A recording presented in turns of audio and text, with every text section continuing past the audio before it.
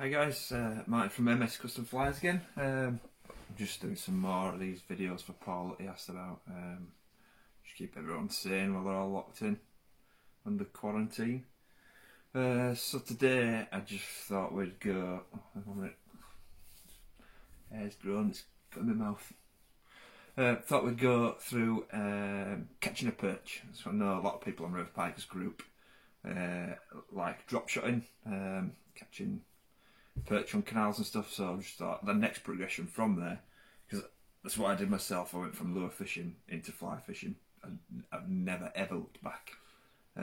So next progression from fishing ultralight is using weightless flies, lightly weighted flies, and using a fly line to cast them out. So I thought we'd just go through that, basics of what you need, and go from there. So you've sort of like you looked into fly fishing, and there's a myriad of rods. You've no idea. You look online, ask questions.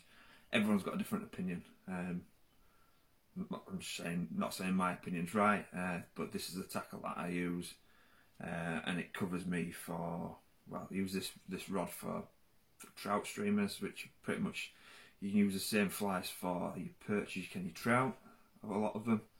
But it covers me from everything from fishing canals, rivers, down to the deep reservoirs, sort of like the Anglian water ones, so like Grapham and Rutland. So you can get down to 50 foot. I've caught zander and perch from 50 foot.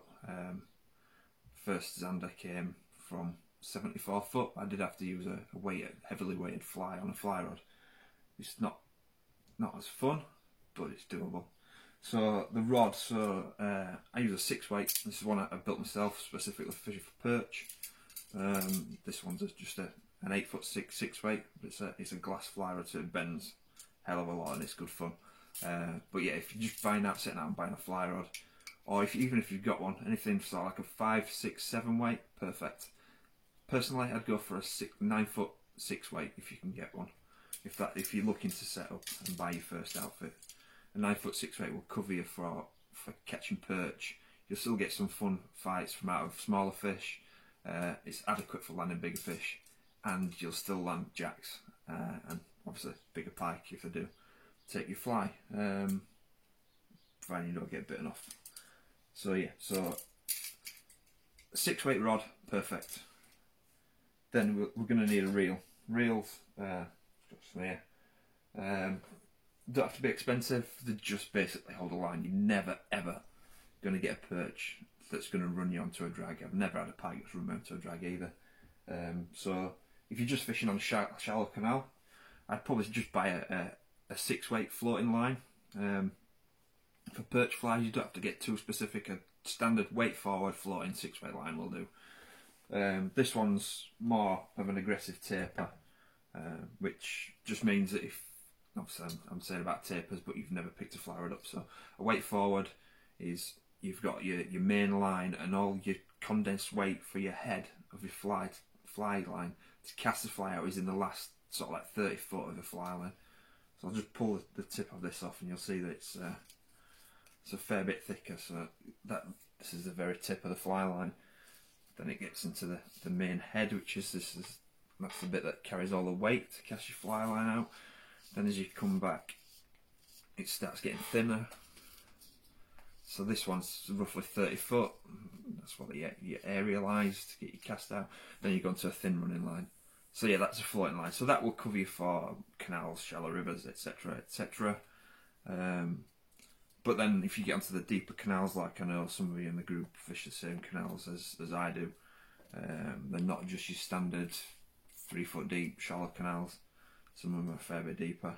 Then you might want to get onto an intermediate line, which is a line that will sink slowly, or you get sink tip lines. So the sink tip line is as it says really, it's a floating main line, and then so the last 10 foot sinks slowly.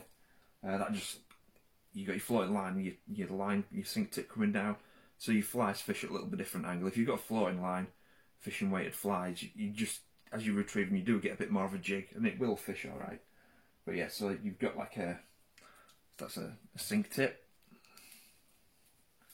like I just explained. You've got an intermediate, which is just basically a slow sink. This one's just, it's a clear. It's a clear intermediate. And then you got into, if you get into the deep waters, onto the reservoirs and stuff, you need a bit more specialised. That's a DI7, so that'll sink at 7 inches per second. So if you're fishing from the boats on sort of like Grafham and Rutland, or any of the other big reservoirs when you've got deep water and you need to get your flies down to 30 foot, that's the line to do the job. DI7, DI8, that's the sort of thing you need. Then obviously you're going to need some flies. So I have got my perch fly box up in my room, in my tying room. So yeah, that covers me for most canals and stuff, little rivers. If you've watched the Perch Pro series on Canal Gratis, you'll have heard the Vision guys using the Martin's Minnow. That's my fly. So it's basically a little jig style. So there's tungsten bead as your weight rather than on an actual jig hook. A jig head, sorry. So it is tied on the jig hook. So I fish that on a point. And the point fly is the end one on the end of your tippet. So you've got your leader. So explaining this is from someone who's never done it before. So you got the end of your fly line, then you use your generally a tapered leader in a lot of fly fishing. For perch, I don't bother. Just use 8-pound fluorocarbon, just an arm's width length, tie it on with a loop, and then I'll fish a minnow on the point, especially if I'm on the canals, and then I'll fish one on a dropper. And a dropper is another fly fished sort of like 2 or 3 foot above. So I've got this one that's got a jigging action on the bottom, down there, and I've got one that's just sort of like 2 foot away from it here. This one's unweighted, so this one, although it will still fall a little bit, it's kind of more on a level plane. So you've got this one doing this, and this one doing this. That's hard, it's like rubbing your and pine tummy. So yeah, so that covers 2 different options. You will get days where you catch on both flies.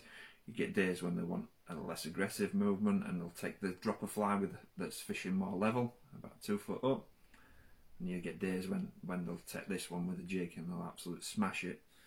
So yeah, they're my main 2 attacks for perch, for flies. I have got many others. I've kind of experimented a little bit with crayfish patterns. I've not really done too much. You can't fish them as effectively on a fly rod as what you guys can on braid, because you've not got the direct contact that you have. But I've got let's see if I can find one. So I've got like crayfish patterns like this. That's something I intend to do more of. I just haven't got around to it. But yeah, and then obviously you can scale up. If I do scale up my flies, looking for a bigger perch, so like 2-3 pounders on the canals, I do often go to like a 5-inch fly, more this sort of size. And then I will use a wire leader, because you do get a lot of jacks absolutely nailing these. But yeah, for general stuff, for the smaller flies, I'll just use 8-pound fluorocarbon. I will step it up if needs be, and go to like 10, but generally 8 will cover me for everything that I need to do on the canals and the rivers. So yeah, other things you'll need if you've gone for stepping up from low fishing, you'll already have your net, etc. You'll probably have some fluorocarbon for fishing your drop shot, so you don't need to buy that. So yeah, your main thing is to buy 6-weight rod. If you've got a 7-weight or a 5-weight, use them. You'll need your reel, a fly line that matches your fly rod, some backing. Obviously you need to put some backing on to bulk your line out. Doesn't have to be anything fancy. If you've got some cheap braid, bang that on. You don't have to buy fly line backing, but it's not overly expensive to buy that. So yeah, that's pretty much it. Obviously, just target the same sort of stuff that you would do on your ultralights and stuff around locks, boats. That's pretty much it. It's not overly hard. You've got to teach yourself how to cast or have a casting lesson. But that's part of fun, I think, teaching yourself how to cast. And then there's a few books on it. There's Dominic Garnett brought one out a few years ago, Fly Fishing for Coarse Fish. That just goes through pretty much every species if you want to take up anything for targeting core species on fly rod. So yeah, that's pretty much it. I might do another one on one of these on pike flies, but that's not really, there's not an awful lot to say really, but if I get a chance I will do. So enjoy your quarantine and stay safe, guys. Cheers, bye.